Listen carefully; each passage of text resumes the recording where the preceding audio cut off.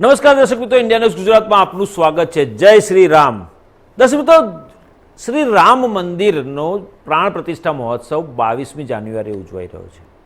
વડાપ્રધાન નરેન્દ્ર મોદી 22મી જાન્યુઆરીએ રામલલ્લાની પ્રાણ પ્રતિષ્ઠા કરશે. આપણા દેશમાં તો ઉત્સવનો માહોલ છે, દિવાળી જેવો માહોલ છે.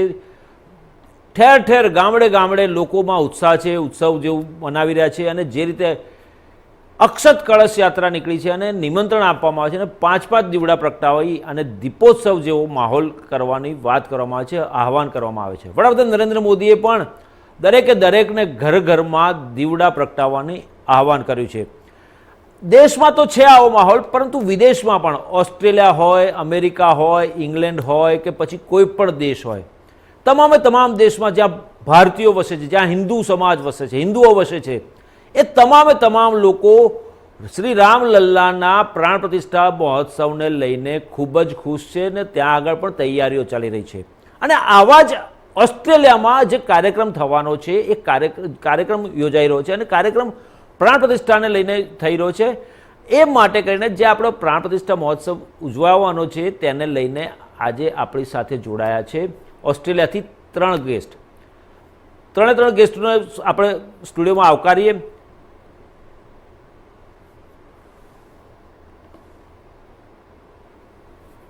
આપણી સાથે જોડાયા છે ચિરાગભાઈ Trivedi, national director of finance, Hindu council of Australia, doctor Viral Jani, Hindu council of Adelaide, south ઓસ્ટ્રેલિયાના જે આખું ચેપ્ટર છે તેના પ્રેસિડેન્ટ છે, અને સામાજિક કાર્યકર્તા સુરતના છે આપણી સાથે જોડાયા છે ગીતાબેન સુરાભા. આપ ત્રણેયનું સ્વાગત છે. જય શ્રી રામ. જય શ્રી રામ. સૌથી પહેલા સવાલ ડૉક્ટર વિરલજાની આપને કરું, કેવો માહોલ છે ઓસ્ટ્રેલિયામાં અને ખાસ કરીને સાઉથ ઓસ્ટ્રેલિયામાં? જે પ્રકારે આપની તૈયારીઓ છે, ભગવાન રામલલ્લા પોતાના મંદિરમાં પ્રાણ પ્રતિષ્ઠા થવા જઈ રહ્યા છે અયોધ્યામાં, 22મી વડાપ્રધાનના હસ્તે પ્રાણ પ્રતિષ્ઠા મહોત્સવ ઉજવાઈ રહ્યો છે, ત્યારે સાઉથ ઓસ્ટ્રેલિયામાં કયા પ્રકારનો માહોલ જોવા મળી રહ્યો છે? સાઉથ ઓસ્ટ્રેલિયાની જે હિન્દુ કોમ્યુનિટી છે એ ખૂબ જ ઉત્સાહ સાથે આ પ્રસંગની રાહ જોઈ રહી છે. અને એ ઉત્સાહ એટલો બધો ઉમળકો છે અહીંયાની કોમ્યુનિટીમાં કે અમે લોકો પણ એની સાથે જ એક પ્રસંગ ઇવેન્ટનું આયોજન અહીંયા કર્યું છે. અને રોજે જ એ ઇવેન્ટમાં જોડાવા માટે મારી ઉપર ઘણા બધા ફોન કોલ્સ આવે છે કે કઈ રીતે અમે એ ઇવેન્ટમાં સહભાગી થઈએ, કઈ રીતે અમે એ ઇવેન્ટમાં આર્થિક, સામાજિક કે રિલિજિયસ રીતે અમે તમને સપોર્ટ કરી શકીએ. સાઉથ ઓસ્ટ્રેલિયામાં લગભગ અત્યારે 40,000 થી 50,000 જેટલા હિન્દુ કોમ્યુનિટી અને ભારતીય સમુદાયના લોકો છે. અને એમાંથી ઘણા બધાનો ઉત્સાહ એકદમ ચરમસીમા ઉપર છે કે 500 વર્ષ પછી આ રામ મંદિર આજે સાકાર થઈ રહ્યું છે. બધાની જે સ્વપ્ન છે પૂરી હિન્દુ કોમ્યુનિટીનું, એટલે એકદમ અનેરો ઉત્સાહ છે અહીંયાની કોમ્યુનિટીમાં. ચોક્કસ. ગીતાબેન, તમારી પાસેથી હું જાણવા માંગીશ કે 1980ના દાયકામાં રામ મંદિર જન્મભૂમિને લઈને એક મુહિમ શરૂ થઈ અને 80ના દાયકામાં લાલકૃષ્ણ અડવાણીએ સોમનાથથી રથયાત્રા શરૂ કરી. અત્યારના હાલના વડાપ્રધાન નરેન્દ્ર મોદી એ વખતે પ્રદેશ ભાજપમાં સંગઠન મહામંત્રી હતા અને એમની સાથે જોડાયા હતા. અને જે મુહિમ શરૂ થઈ એ મુહિમના, કારણ કે 80ના દાયકા પછી 2000ને આટલા બધા વર્ષો પછી સુપ્રીમ કોર્ટમાં રામ મંદિર હોવાનું અને રામ મંદિરના નિર્માણ માટેની સુપ્રીમ કોર્ટે પણ પરવાનગી આપી, ચુકાદો આપ્યો. અને જે પ્રકારનું છે એ બાબતમાં આપ કેવી રીતે મૂલવો છો 80ના દાયકાનું આંદોલન રામ મંદિર માટેનું, અને આજે જે દિશામાં આજે આપણે આગળ વધ્યા છીએ, કેવું લાગે છે તમને?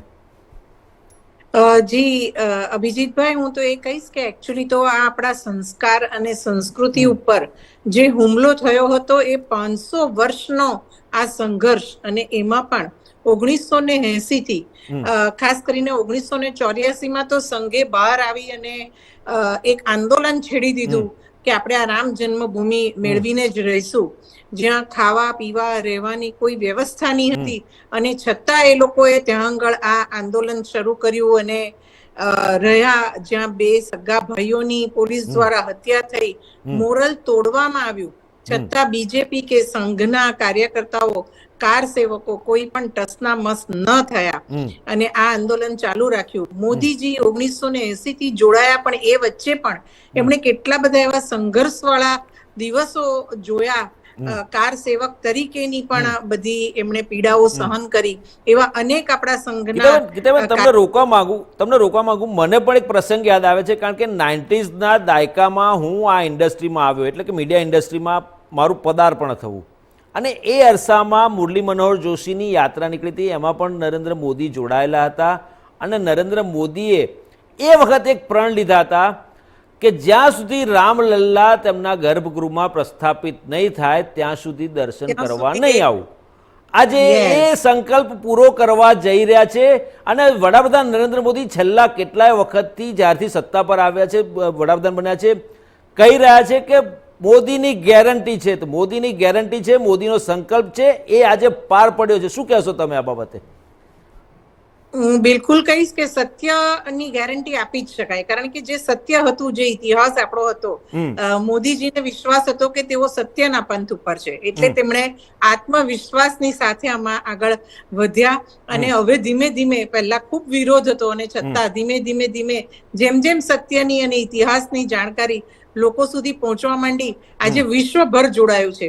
આજે હું ઓસ્ટ્રેલિયાની એડિલેડની ધરતી પર છું, છતાં હું અહીંયા આપણા ભારતના રામલલ્લાના જન્મની ઉજવણીના વાઇબ્રેશન એટલા જ અનુભવી રહી છું જેટલા કદાચ ભારતભરમાં હમણાં ચાલી રહ્યા હશે. એટલે હું બિલકુલ આ આપણા સત્યની જીત, આપણો ઇતિહાસ, એની જીત. ચોક્કસ. ચિરાગભાઈ, સત્યની જીત, આપણું જે સપનું હતું, સોનેરનું સોનલું, એ આજે સચ્ચાઈ તરફ આગળ વધી ગયું છે, ને 22મી રામલલ્લા એમના ગર્ભગૃહમાં પ્રસ્થાપિત પણ થવાના. કેવી લાગણી અનુભવો છો તમે? જી બિલકુલ. રામ મંદિર બનવું એ એક ગર્વની વાત તો છે જ હિન્દુ સમુદાય માટે, પણ મને વ્યક્તિગત રૂપે એવું લાગે છે કે હિન્દુ ધર્મની જે સહિષ્ણુતા છે એનું આ ઉત્કૃષ્ટ ઉદાહરણ છે. એનું કારણ કહું તમને કે રામચંદ્રજી ભગવાન, અયોધ્યાના રાજા, ત્યાં એમનું ઘર હતું, ત્યાં એમનું મંદિર હતું. એ હોવા છતાં આટલા વર્ષો સુધી ટેન્ટમાં રહેવું, તંબુમાં રહેવું, જ્યાં એમની સેવા પૂજા નતા કરી શકતા, એમની આરતી નતા ઉતારી શકતા. અને એનો આપણે લીગલ આખો પ્રોસેસ જોઈએ તો 3 લોઅર કોર્ટમાં કેસ ચાલ્યો, પછી અલ્હાબાદ હાઈકોર્ટમાં કેસ ચાલ્યો, અને સુપ્રીમ કોર્ટમાં 8 વર્ષ સુધી કેસ ચાલ્યો. હિન્દુ સમુદાયની એક સહિષ્ણુતા જુઓ કે એક પણ માણસે પથ્થર માર્યા નથી, ગાડીઓ, ટ્રેનો સળગાઈ નથી, કે બસો સળગાઈ નથી. આ જ ઘટના જો બીજા કોઈ ધર્મના ધર્મગુરુ સાથે થઈ હોય તો કદાચ આપણે સૌ વિચારી શકીએ કે શું પરિસ્થિતિ થાય. એટલે રામ મંદિર હિન્દુ સંસ્કૃતિનું, હિન્દુ વિચારધારાનું એક ઉત્કૃષ્ટ ઉદાહરણ તો છે જ છે, પણ સાથે સાથે મને વ્યક્તિગત રૂપે એવું લાગે છે કે હિન્દુ ધર્મની જે સહિષ્ણુતા છે એનું એક ઉદાહરણ છે. ચોક્કસ. ગીતાબેન, હિન્દુ ધર્મની સહિષ્ણુતા, હિન્દુઓએ ઘણું સહન કર્યું. એ પછી રામ મંદિર હોય, સોમનાથ મંદિર હોય, અનેક મંદિરો ઉપર કબજો જમાવીને જે પ્રકારે મોગલોએ અને મુસલમાનોએ જે પ્રકારે પ્રહારો કર્યા, આજે એક હિન્દુ રાષ્ટ્ર તરીકે, એક રાષ્ટ્રવાદી નેતા તરીકે નરેન્દ્રભાઈ મોદી પ્રસ્થાપિત થયા છે. વિશ્વમાં પણ તેમને વિશ્વગુરુ તરીકે આગળ વધી રહ્યા છે. લોકો, આખું વિશ્વ તેમને સેલ્યુટ કરે છે, બોસ તરીકે ઓળખે છે. ઓસ્ટ્રેલિયાના વડાપ્રધાને પણ એમને બોસ કહ્યા હતા. શું કહેવું તમારી બાબતે? જી બિલકુલ, કારણ કે આ ન માની શકાય એવી એક જીત છે, જ્યાં સૌએ આશા છોડી દીધી હતી, પણ જ્યારે આટલા વર્ષોથી એ આશાનો એક તાંતણો, પેલું કે સીતાજીએ ફક્ત એક એના આધારે આખી પોતાનું સતીત્વ જાળવી રાખ્યું હતું, તેમ આ એક આશાના કિરણથી આટલા વર્ષો સુધીનો યુદ્ધ અને સંઘર્ષ ચાલુ રહ્યા, તે કે નાની વાત નથી.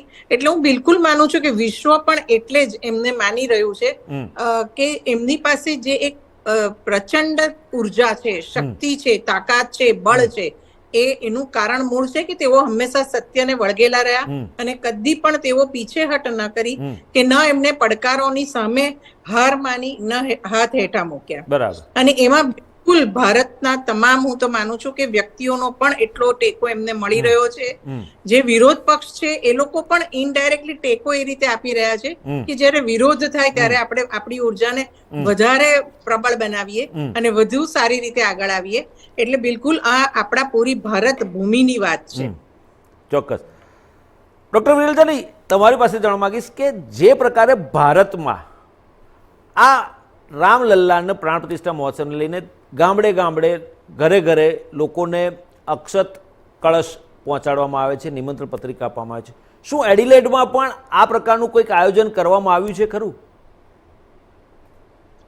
એડિલેડમાં ઘરે ઘરે અક્ષત પહોંચાડવું એ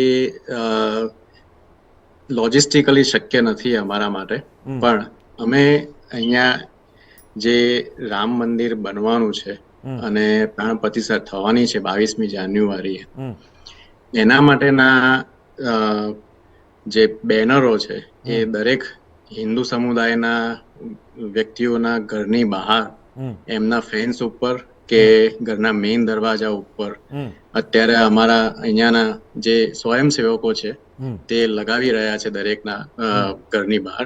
એટલે જે ઓસ્ટ્રેલિયાનો બિન હિન્દુ સમુદાય છે એ લોકોને પણ આનાથી એ માહિતી મળે કે 22મી જાન્યુઆરીએ ભારતમાં અયોધ્યા ખાતે આ એક ખૂબ જ મહત્વનું મંદિર પ્રાણ પ્રતિષ્ઠાનું કાર્ય થવા જઈ રહ્યું છે.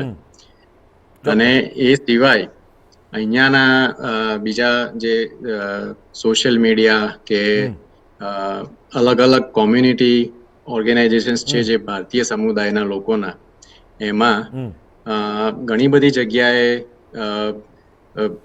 એ દિવસે 22મી જાન્યુઆરીએ સાંજે આરતીનો પ્રોગ્રામ કે પ્રાર્થનાનો પ્રોગ્રામ, એવા ઘણા બધા કાર્યક્રમો યોજાઈ રહ્યા છે. ચોક્કસ ચોક્કસ. ચિરાગભાઈ, તમારી પાસે જાણવા માંગીશ કે હિન્દુ કાઉન્સિલ ઓફ ઓસ્ટ્રેલિયાનું શું આયોજન છે આખું? કારણ કે આ જે પ્રકારનો આખો ઉત્સવ છે, આપણી સહિષ્ણુતાનો અંત આવે છે, આપણી જીત થઈ છે, સત્યની જીત થઈ છે, હિન્દુઓ ધર્મની જીત થઈ છે, ત્યારે ત્યાં આગળ કયા પ્રકારનું આયોજન કરવામાં આવ્યું છે અને શું ઓસ્ટ્રેલિયાની સરકારના મંત્રીઓને એ લોકોને આમંત્રણ આપવામાં આવ્યા છે ખરા ક્યાંય આમાં? હાજી, તો હિન્દુ કાઉન્સિલ ઓફ ઓસ્ટ્રેલિયા તરફથી અમે ઓસ્ટ્રેલિયાના બધા જ શહેરોમાં, બધા જ રાજ્યોમાં અલગ અલગ કાર્યક્રમો કરીએ છીએ અત્યારે. જેમ કે શરૂઆત અમે કરી હતી ગઈકાલે સાંજે, અમે એક સેમિનાર કર્યો હતો. ડૉક્ટર કે મોહમ્મદ, જે ડાયરેક્ટર આર્કિયોલોજિસ્ટ હતા, એમના પાસેથી અમે આર્કિયોલોજી ડિપાર્ટમેન્ટે જે રિસર્ચ રિપોર્ટ સુપ્રીમ કોર્ટને આપ્યો હતો અને સુપ્રીમ કોર્ટે જે આર્કિયોલોજી ડિપાર્ટમેન્ટના રિપોર્ટના બેઝ ઉપર જજમેન્ટ આપ્યું છે, એની ચર્ચા અમે કરી હતી. એમણે બધા જ પુરાવા આપ્યા કે મંદિર, અત્યારનું જે વિવાદિત સ્ટ્રક્ચર છે એમાં કઈ જગ્યાએ કયો પુરાવો મળ્યો હતો કે જે સાબિતી છે કે ત્યાં મંદિર હતું. એની સાથે સાથે અમે વેબિનાર કર્યો આપણા સુપ્રીમ કોર્ટના વકીલ મોનિકા અરોરાજી સાથે, કે જે સુપ્રીમ કોર્ટમાં ભારત સરકારનો અને યુપી સરકારનો પક્ષ મૂકતા હતા. એટલે શરૂઆત અમે લોકોએ વેબિનાર સિરીઝથી કરી અને સૌથી પહેલા એના ફેક્ટ શું છે એ લોકો સુધી લઈ ગયા. ત્યારબાદ જેમ ડૉક્ટર વિરલભાઈએ કહ્યું તેમ અમે લોકો દરેક ઘરે ઘરે કાં તો ભગવો ઝંડો અથવા તો રામ મંદિરનું એક કટઆઉટ કે પોસ્ટર લોકો પોતાના ઘર ઉપર, ફેન્સ ઉપર કે ગેટ ઉપર લગાવે છે. સાથે સાથે 2 શહેરોમાં છે તે ભારતથી અક્ષત આવ્યા હતા, બ્રિસ્બેન અને પર્થમાં. એટલે એ અક્ષતની કળશ યાત્રા કાઢી હતી એમ લોકોએ. અને હવે જો ઓસ્ટ્રેલિયાના ઉત્તરથી ચાલુ કરું તો નોર્ધન ટેરેટરીમાં ડાર્વિનમાં 22 જાન્યુઆરીએ સાંજે ઇવેન્ટ છે. એમાં મંદિરમાં દીવા, આરતી, રંગોલી અને બધા ભેગા થઈ અને મોટા સ્ક્રીન ઉપર લાઈવ કાર્યક્રમ જોશે, જે ભારતમાં અયોધ્યામાં જે પ્રાણ પ્રતિષ્ઠા મહોત્સવ થશે એનો. રાઈટ. એ જે સિડનીમાં 21 જાન્યુઆરી રવિવારે કાર્યક્રમનું આયોજન થયું છે.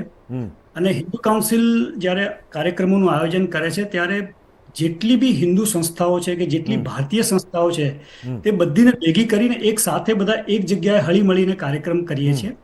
એટલે એક હિન્દુ કમ્યુનિટી, હિન્દુ સમુદાયની એકતાનો પણ પ્રશ્ન આમાં આવે છે કે અમે એક થઈને બધા સાથે કામ કરીએ છીએ.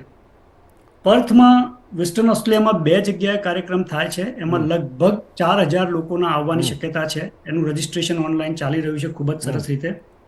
બ્રિસ્બેનમાં, ક્વિન્સલેન્ડમાં મેં જેમ કહ્યું એમ કળશ યાત્રા હતી અને ત્યાં પણ 22મીએ એક કાર્યક્રમ કરવાના છે. એમાં લગભગ ભારતની 22 હિન્દુ સંસ્થાઓ જોડાવાની છે. બરાબર.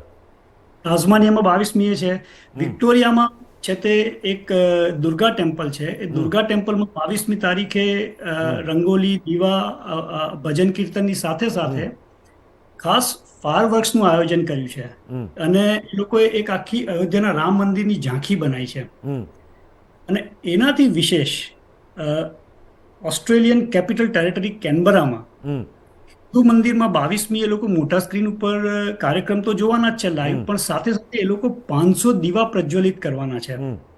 અને એની પાછળ આઈડિયોલોજી એવી છે કે આપણી 500 વર્ષની લડાઈ છે, એટલે 1 વર્ષનો એક દીવો એ લોકો પ્રજ્વલિત કરશે. અને એ દીવો પ્રજ્વલિત કરવા પાછળનું લોજિક એ છે કે ઘણા બધા કાર સેવકોએ મંદિર માટે સેવા કરતા કરતા બલિદાન આપ્યું હશે કે તે લોકોનો સ્વર્ગવાસ પણ થયો હશે. તો જેટલા કાર સેવકો, જેટલા લોકોએ એ લોકોને શ્રદ્ધાંજલિ આપવા માટે 500 દીવા કરવાના છે, એ લોકો રંગોલી કરવાના છે.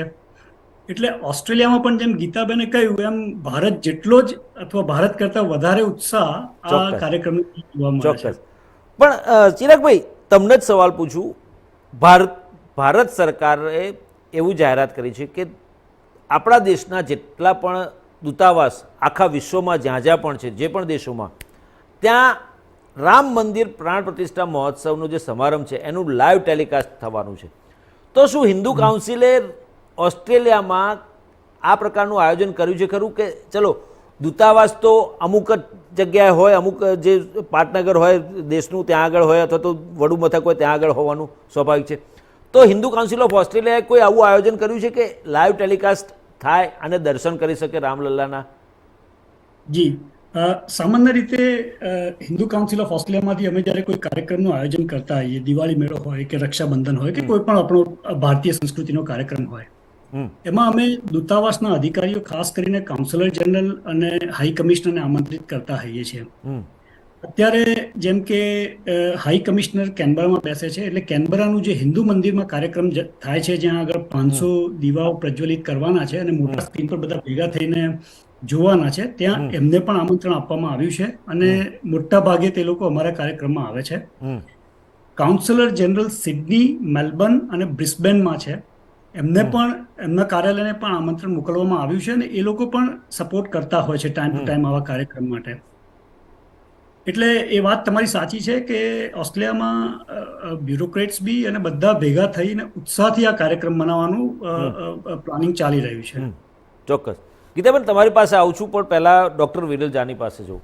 વિરલભાઈ, જે રીતે ચિરાગભાઈ કહ્યું કે આખા ઓસ્ટ્રેલિયાના પરિપ્રેક્ષમાં એમણે વાત કરી, એડિલેડમાં આ પ્રકારનું આયોજન છે કે કયા પ્રકારનું આયોજન કરવામાં આવ્યું છે?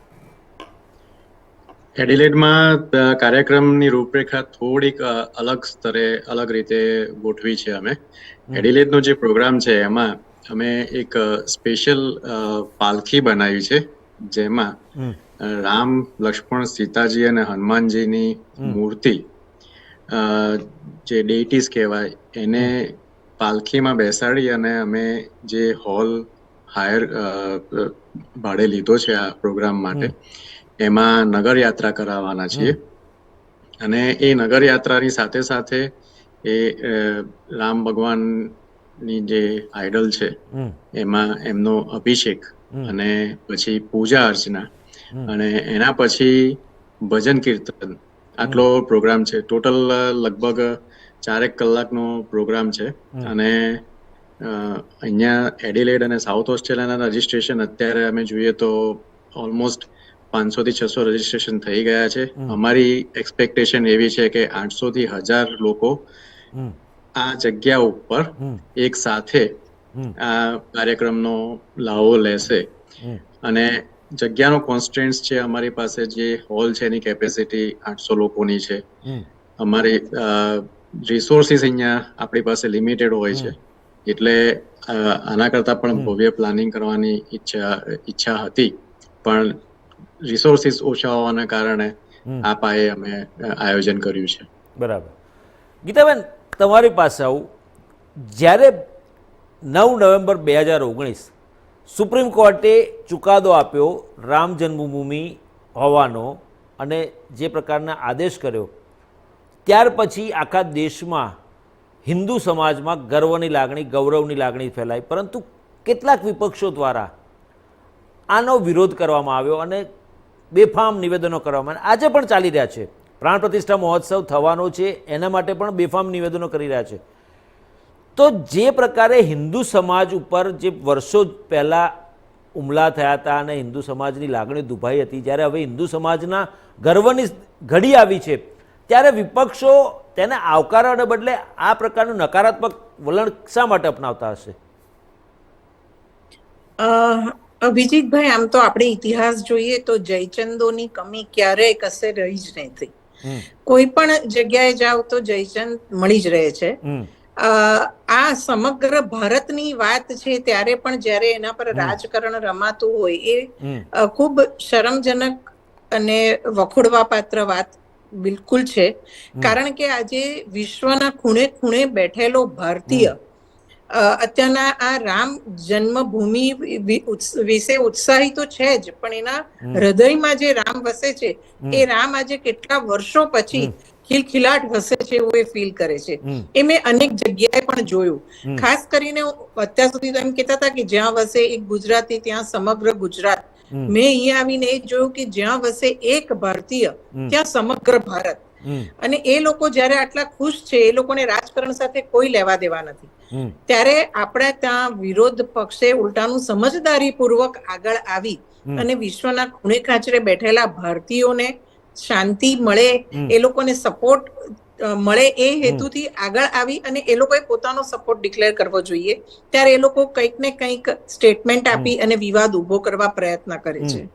પણ મને લાગે છે કે હવે બધા ટેવાઈ ગયા છે એવા બધા વિવાદોથી. પણ ટૂંકમાં અમને તો આપણા ઇતિહાસ માટે ગર્વની લાગણી છે અને અમે હવે રામ જન્મભૂમિ માટે તૈયાર છીએ એવું તમામ ભારતીય આ કબૂલ કરવા તૈયાર છે. અને એટલે જ 22મી જાન્યુઆરીએ ફક્ત ભારતમાં જ નહીં, વિશ્વભરમાં આ ઉત્સવ તરીકે ઉજવાઈ રહ્યો છે. કારણ કે સૌ કોઈ જાણે છે ને હવે સૌને ખબર પણ પડી ગઈ છે કે આપણા ઇતિહાસની જાણકારી એટલી જરૂરી છે, એટલી જ એની સાથે એની જાળવણી પણ જરૂરી છે. જો આપણે આ જાળવશું તો એ આપણા સંતાનોને આપણે આપીને જઈશું, નહીં તો ફરીથી આવા સંઘર્ષો આવ્યા જ કરશે.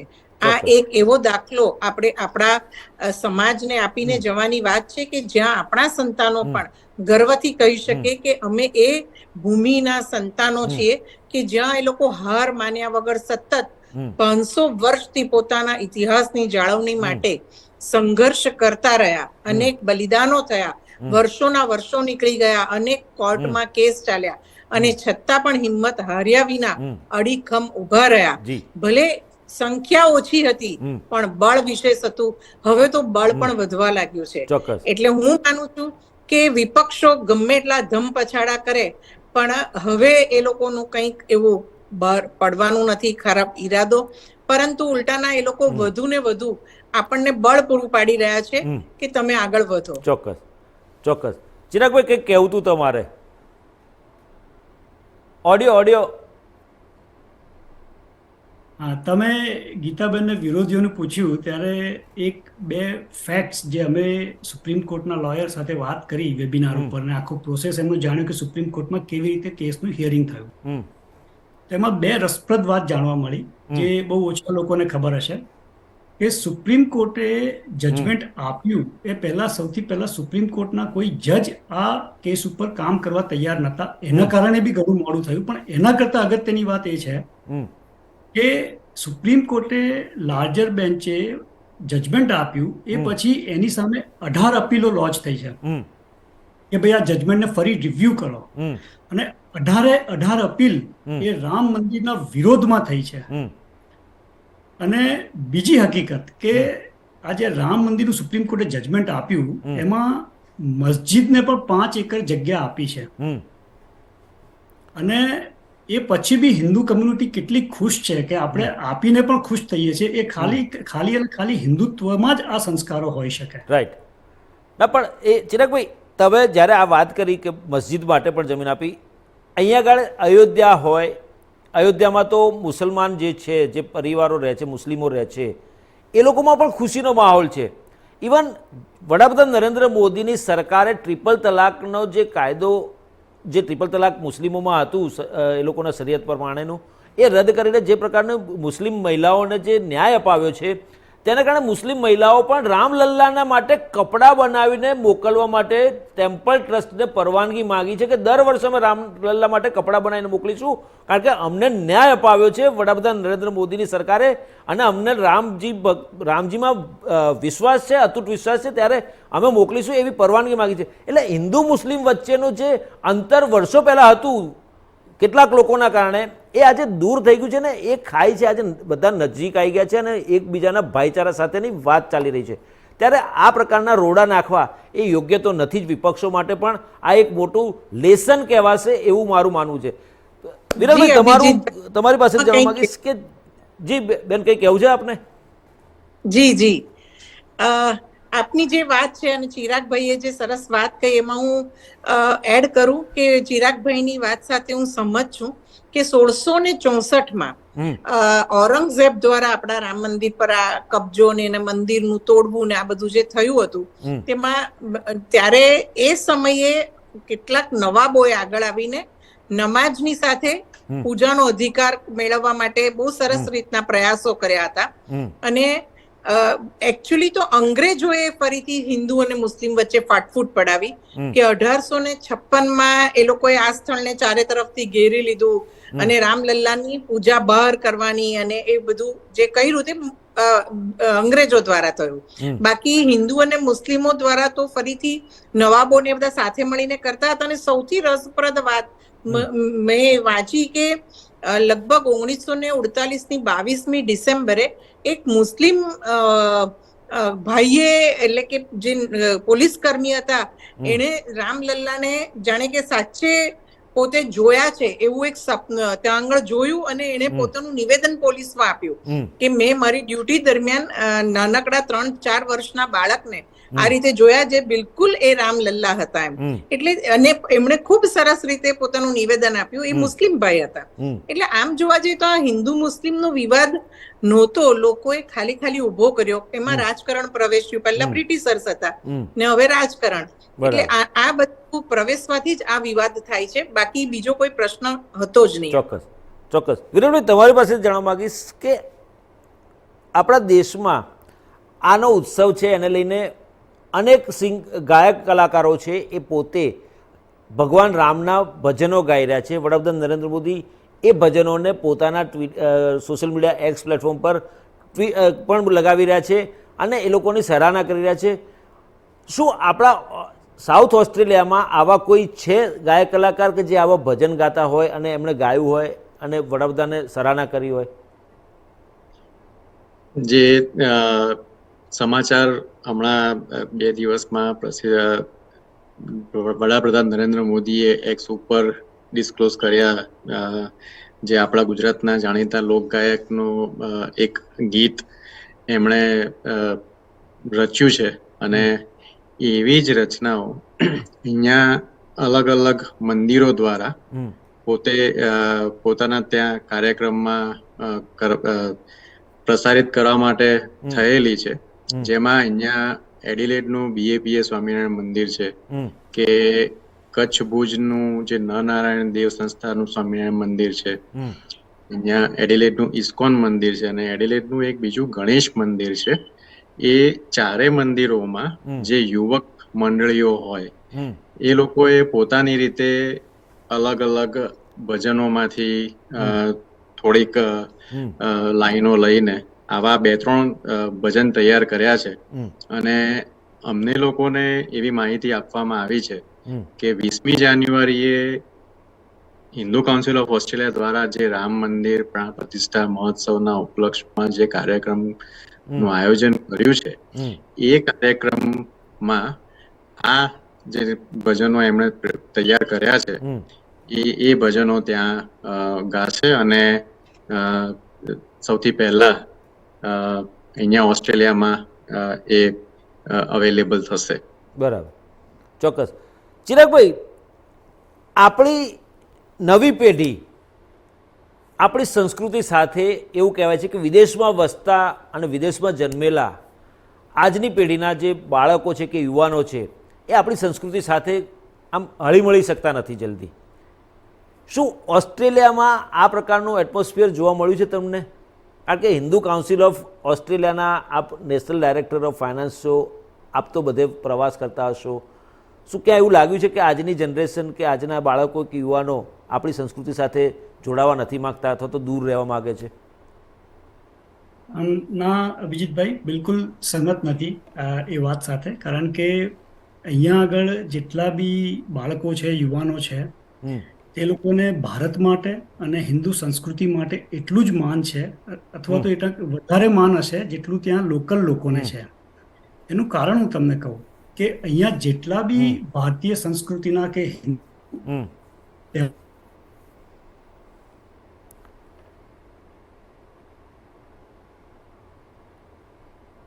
ચિરાગભાઈ, લાગે છે ચિરાગભાઈને ટેકનિકલ પ્રોબ્લેમ આવ્યો છે. ગીતાબેન, તમારી સાથે ચર્ચા આગળ વધારીએ. ચિરાગભાઈ આવશે એટલે એમની સાથે ચર્ચા કરીશું ને એમની વાત સાંભળીશું. હું આમાં થોડુંક આગળ ઉમેરો કરવા માંગુ. જે ચિરાગભાઈની વાત ચાલતી હતી એમાં હું 2013 થી વારંવાર અહીંયા ઓસ્ટ્રેલિયા, સાઉથ ઓસ્ટ્રેલિયા આવતી રહી છું. મેં પણ અહીંયા નોટિસ કર્યું છે કે અહીંયાના બાળકોની યુવાઓમાં આપણા ધર્મ માટે ખાસી એવી રુચિ પણ છે અને અહીંયા એવી વ્યવસ્થાઓ આ લોકો દ્વારા જ કરવામાં આવી છે. જેવી રીતે ડોક્ટર વિરલ જાની વાત કરી રહ્યા હતા, ચિરાગભાઈ વાત કરી રહ્યા હતા, હિન્દુ કાઉન્સિલ છે કે બીજા અનેક એવા ભારતીય પોતાની સમાજના પણ જે એક મંડળો કહી શકાય, એ લોકો દ્વારા આવા ઉત્સવોની ઉજવણી, એટલે મહારાષ્ટ્રીયન દ્વારા મહારાષ્ટ્ર ઉત્સવોની ઉજવણી, તે ગણેશ પૂજન એટલું જોરદાર રીતે કરવામાં આવે છે. પંજાબીઓ દ્વારા પંજાબી ઉત્સવોની ઉજવણી, એવી રીતે ગુજરાતીઓ દ્વારા ગુજરાતના, મદ્રાસીઓ દ્વારા ત્યાંના, તે સાઉથના હોય તેને, આ અનેક ઉજવણીઓની સાક્ષી હું રહી છું. અને મેં જોયું છે કે ત્યાં બાળકો અને યુવાઓ પણ એટલા જ પ્રમાણમાં જોડાય છે અને એટલી હદે એ લોકોને પોતાને પ્રાર્થના સંસ્કૃતમાં શ્લોક અને મંત્રોચ્ચાર કરતા જોયા છે, જે ભારતમાં હવે ઓછા જોવા મળે છે. બરાબર છે. એટલે અહીંયા માહોલ એવું ઉભું કરવામાં આવ્યું છે, એટલે એ લોકોની શ્રદ્ધા અને એ લોકોનો ઉત્સાહ ટકી રહે એવું માહોલ આપવાથી જ હું એવું માનું છું કે બાળકોને, બીજું ખાસ કે એ લોકોને એમાં ઇતિહાસ ખબર હોવી જોઈએ કે આ તેઓ શા માટે કરી રહ્યા છે. એ લોકો આંધળા અનુકરણમાં નથી માનતા. એટલે આપણે એ લોકોને એમની સામે આપણો ઇતિહાસ મૂકવો પડે. અને નરેન્દ્ર મોદીજીએ આ જે શ્રેષ્ઠ કામ જો કર્યું હોય આ સદીનું, તે શ્રેષ્ઠ કાર્ય એ છે કે આપણો ઇતિહાસ જેને સાવ ખરાબ રીતે ચૂથીને મૂકી દેવામાં આવ્યો હતો, એ ઇતિહાસને ખૂબ સરસ રીતે ફરીથી બહાર કાઢી અને સુવર્ણ રીતે મૂકવામાં આવ્યો છે કે જેથી સૌને ગર્વ થાય. અહીંયા ઇવન મેં જોયું છે કે ઇસ્કોનની વાત વિરલભાઈ કરતા હતા. વિરલભાઈનો પુત્ર પોતે પણ ભગવદ્ ગીતાના ક્લાસ લે છે અને એ પણ નાનકડો છે, 13-14 વર્ષનો કદાચ, પણ એ દીકરો પણ આજે ભગવદ્ ગીતાના ક્લાસ લઈ અને બીજાને શીખવાડે છે. એટલે આ બધું કલ્ચર જે અહીંયા છે, તે તમે જે પ્રશ્ન કર્યો તે સંદર્ભમાં હું કહું છું કે વિદેશમાં વસતા ભારતીયો આપણા સંસ્કાર અને આપણા મૂલ્યોને સાચવવા માટે એટલા વધારે ઉત્સુક છે અને તત્પર છે. જી, ડૉક્ટર વિરલ જાની, તમારી પાસે આવું તમને સવાલ પૂછું કે જે રીતે ભગવાન શ્રી રામનું પ્રાણ પ્રતિષ્ઠા મહોત્સવ અયોધ્યામાં ઉજવાઈ રહ્યો છે અને ઉજવવાના છે, આ જ પ્રકારનું ઓસ્ટ્રેલિયા ઉપરાંત આપના ધ્યાનમાં છે કોઈ કે ઓસ્ટ્રેલિયા ઉપરાંત વિશ્વના કયા દેશોમાં આ પ્રકારના આયોજનો કરવામાં આવ્યા હશે?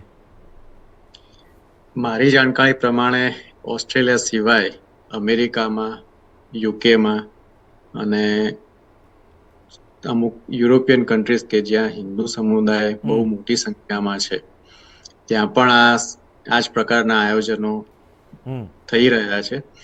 ઓસ્ટ્રેલિયાની નજીકમાં અમારી એકદમ જે પાડોશી કહેવાય એવા ન્યુઝીલેન્ડ કન્ટ્રીમાં પણ ન્યુઝીલેન્ડના જે મેઇન સિટીઝ છે એ બધા જ શહેરોમાં જેવો પ્રોગ્રામ અહીંયા હિન્દુ કાઉન્સિલ ઓફ ઓસ્ટ્રેલિયા કરી રહ્યું છે ત્યાં હિન્દુ સ્વયંસેવક સંઘ અથવા તો વિશ્વ હિન્દુ પરિષદ અથવા તો આપણા હિન્દુ કલ્ચરથી જોડાયેલી ઘણી બધી ભારતીય સમુદાયની સંસ્થાઓ આવા જ પ્રોગ્રામ આઈધર ત્યાંના મંદિરોમાં અથવા તો જ્યાં મંદિરોની વ્યવસ્થા નથી ત્યાં ભાડે હોલ લઈને એ બધા લોકેશન ઉપર સેમ પ્રકારના પ્રોગ્રામો કરી રહ્યા છે. ચોક્કસ. ચિરાગભાઈ, તમારી વાત અધૂરી રહી ગઈ હતી, ટેકનિકલ પ્રોબ્લેમ આવી ગયો હતો અને આપની વાત અધૂરી રહી ગઈ હતી. આપ વાત પૂરી કરો. હાજી, તો હું ચર્ચા કરતો હતો કે જે દિવાળી મેળાનું આયોજન કરીએ છીએ અમે હિન્દુ કાઉન્સિલ ઓફ ઓસ્ટ્રેલિયામાં, આમ તો બધા જ ભારતીય અને હિન્દુ તહેવારોનું આયોજન કરીએ છીએ, પણ દિવાળી મેળાનું ઉદાહરણ એટલે આપું છું કે એ સૌથી મોટો ઇવેન્ટ થાય છે. તો એમાં અમે રંગોલી કોમ્પિટિશન કરીએ છીએ. એમાં આપણા ભારતીય સમુદાયના યુવાન છોકરા અને છોકરીઓ રંગોળીમાં પાર્ટિસિપેટ કરીને એટલી સુંદર રંગોળી બનાવે છે કે આપણે માની ના શકીએ. એમાં ભારતનું ફૂડ પ્રમોટ કરવા માટે ગુલાબજામુન ઇટિંગ કોમ્પિટિશન કે સમોસા ઇટિંગ કોમ્પિટિશન અમે કરીએ છીએ કે 1 મિનિટમાં કોણ કેટલા ગુલાબજાંબુ ખાઈ શકે. એ ઉપરાંત અમે ટ્રેડિશનલ ડ્રેસ કોમ્પિટિશન કરીએ છીએ. અને જે સ્ટેજ ઉપર કાર્યક્રમો ચાલતા હોય બપોરે 12 કે 1 વાગ્યાથી લઈને રાત્રે 9 વાગ્યા સુધી, તો એ કાર્યક્રમમાં અમે કોઈ બોલિવૂડને જગ્યા આપતા નથી. એમાં દરેક રાજ્યના કલ્ચરલ ડાન્સીસ જેમ કે ભારતનાટ્યમ, ગરબા, કુચીપુડી કે રવિન્દ્ર સંધ્યા સુધી પણ પરફોર્મન્સ થાય છે. એટલે એનાથી જે યંગ જનરેશન છે ઓસ્ટ્રેલિયાની, એ લોકો કલ્ચર સાથે કનેક્ટેડ બી થાય છે. અને અમારા તમે વોલેન્ટિયર જુઓ તો મોટાભાગના વોલેન્ટિયર છે તે 30 વર્ષથી નાના હોય છે, જુવાન છોકરાઓ હોય છે, કે એ લોકો ખૂબ ઉત્સાહથી તહેવાર કરતા. ઇવન હોળી તમે જુઓ, ધૂળેટીમાં પણ અહીંયા યુથ એટલું સરસ રીતે એન્ગેજ થાય છે. અને આ રામ મંદિરના કાર્યક્રમમાં પણ દરેક શહેરોમાં અમે જોઈએ છીએ કે યુથ ભેગું થાય છે. ખાસ કરીને હિન્દુ સ્વયંસેવક સંઘની જે યુવા શાખા છે તે લોકો જવાબદારી એટલી સરસ રીતે લે છે અને તહેવારો એટલી સરસ રીતે ઉજવે છે કે એવું અમને પણ નથી લાગતું ને અમને પણ એવું નથી લાગતું કે યુવાનો જે ઓસ્ટ્રેલિયામાં છે હિન્દુ ધર્મ કે ભારતીય સંસ્કૃતિ સાથે જોડાતા નહીં હોય. જી ગીતાબેન, તમારી પાસે આવું. જે પ્રકારે વિપક્ષોની કાગારોળ હવે તો શાંત થવાની તૈયારીમાં છે, 22મી જાન્યુઆરી બહુ નજીક છે અને શાંત થઈ જશે, પરંતુ એ લોકોની કાગારોળ ખાસ કરીને જે પ્રકારે 2024ની લોકસભા ચૂંટણી આવી રહી છે ને એને માટે છે કે વડાપ્રધાન નરેન્દ્ર મોદીના હસ્તે પ્રાણ પ્રતિષ્ઠા મહોત્સવ થવાનું, રામલલ્લાનું પ્રાણ પ્રતિષ્ઠા મહોત્સવ થવાનું, રામ મંદિર બની ગયું. ટૂંકમાં ભાજપે જેટલા પણ વચનો આપ્યા 2014થી લઈને 2019ની ચૂંટણીમાં પણ, એ બધા વચનો, એમાં મોટાભાગના ઘણા વચનો પૂરા થવા તરફ આગળ વધી રહ્યું છે. અને ત્રીજી વખત પણ વડાપ્રધાન નરેન્દ્ર મોદીની સરકાર પાછી સત્તા પર આવે એ પ્રકારની આખી, કારણ કે દેશનો વિકાસ થયો છે, લોકોની સુખાકારી વધી છે, લોકોની આરોગ્યની સુવિધાઓ વધી છે, લોકો ખુશ છે. અંદરથી જ્યારે આત્મા ખુશ હોય ત્યારે લોકો કોઈ પણ વ્યક્તિ, જે વ્યક્તિએ સારું કામ કર્યું ને એને સ્વીકારે અને એને સરાહના કરે અને એને પાછા સત્તા પર આવે એવું ઈચ્છે. એવી જ પરિસ્થિતિ આજે દેશમાં જોવા મળી રહી છે. વડાપ્રધાન નરેન્દ્ર મોદી ફરી સત્તા પર આવે એ માટેને લોકોએ મન બનાવી લીધું છે. ત્યારે વિપક્ષોને કશું જ મળવાનું નથી, એને કારણે આ લોકો કાગળો મચાવે. શું તમે કેવી રીતે મૂલવો છો આને? જી બિલકુલ સાચી વાત છે. આમ તો પેલા કે ને જ્યારે કશું મળવાનું ન હોય ત્યારે છેલ્લા જે હવાતિયા મારવા, તે આ હવાતિયા મારવાના પ્રયત્ન થઈ રહ્યા છે વિપક્ષો દ્વારા. હું જાણું છું ત્યાં સુધી મોત કા સોદાગર એવા ઉદ્બોધન સાથે મોદીજીને એ લોકોએ વખોડવા ખૂબ પ્રયત્ન કર્યા હતા અને છતાં તેઓ કશું કરી નતા શક્યા. લાગ લગાટ તમામ ચૂંટણીઓ ફક્ત જીતીને નહીં પણ એવો વિજય મેળવ્યો હતો કે જે ભાગ્યે જ કોઈએ મેળવ્યો હોય.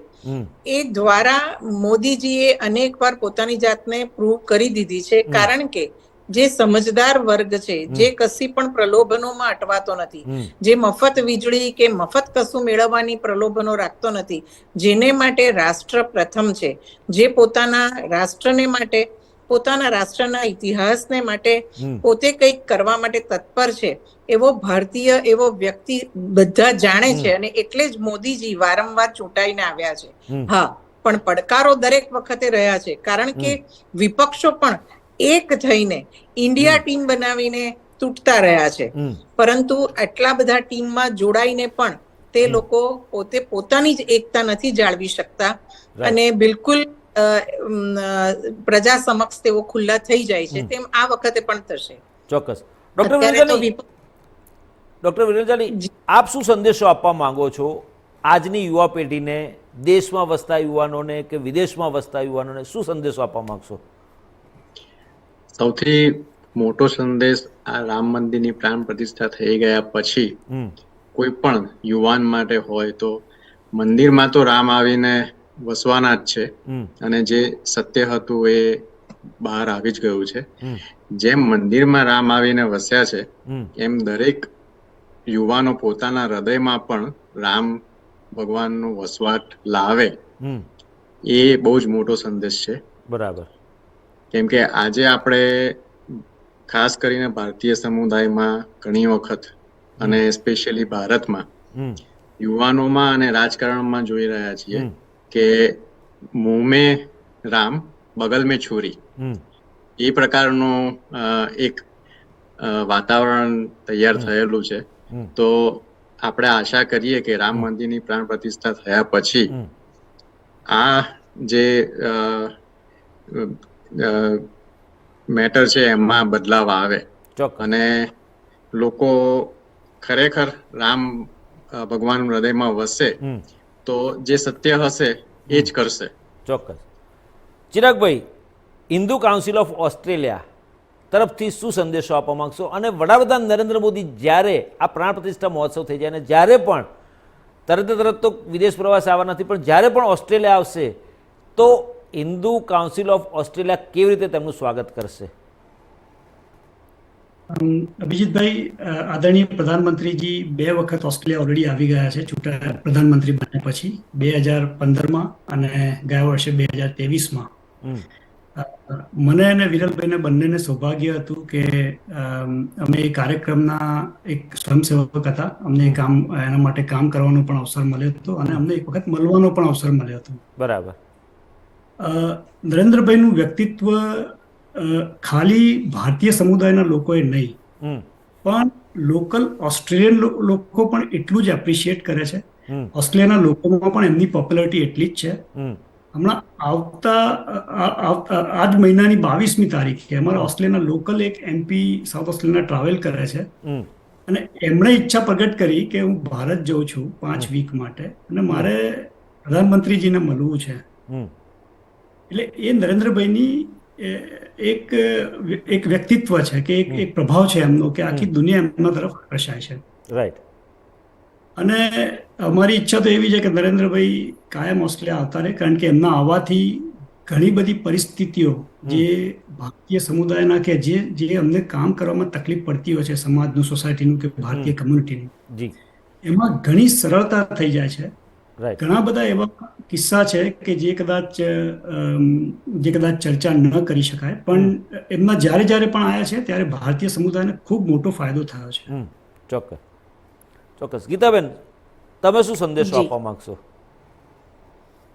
જી, હું કહીશ કે મુझ में राम तुझ में राम सब में राम समाए, सबसे कर ले प्यार जगत में कोई नहीं पराया. આ મેસેજ લઈને આપણે રામ મંદિરની પ્રાણ પ્રતિષ્ઠા કરી રહ્યા છે. એટલે વિશ્વને આ સંદેશો છે કે અમે તમારામાં બેઠેલા રામને પણ જાણીએ છીએ, ઓળખીએ છીએ અને અમે એની રિસ્પેક્ટ કરીએ છીએ.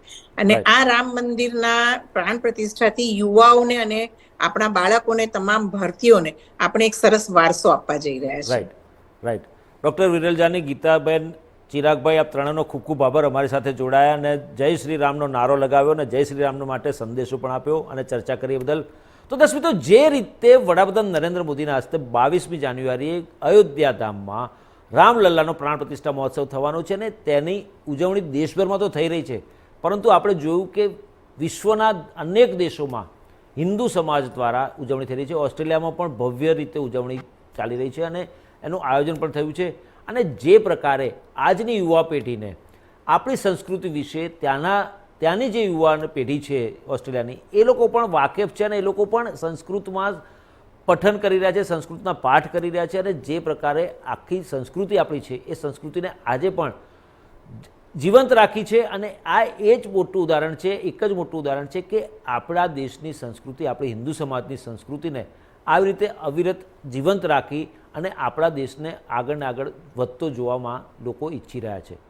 દર્શકો, તો મેરી ઝોપડી કે ભાગ આજ ખુલ જાએંગે, રામ આएंगे રામ આएंगे 22મી જાન્યુઆરીએ આપણા દેશમાં અયોધ્યામાં રામલલ્લાનું પ્રાણ પ્રતિષ્ઠા થવાનું છે. ત્યારે આપણે સૌ પણ જય શ્રી રામનો નારો લગાવીને અત્યારે વિરામ લઈએ. સમાચારમાં અત્યારે બસ આટલું. વધુ સમાચાર અપડેટ્સ માટે જોતા રહો ઇન્ડિયા ન્યૂઝ ગુજરાત, ગુજરાતી ધડકન. નમસ્કાર.